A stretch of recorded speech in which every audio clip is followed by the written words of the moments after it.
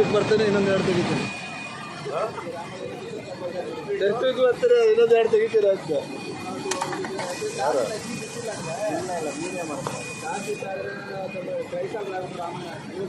ಮಾಡು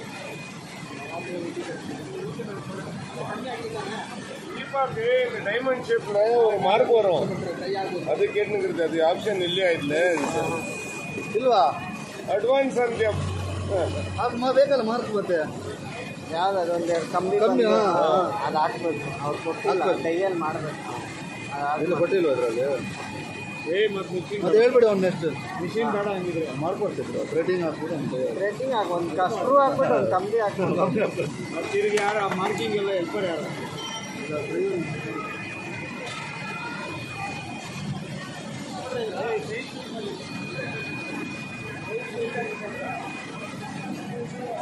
ರನ್ ಮಾಡಬೇಡ.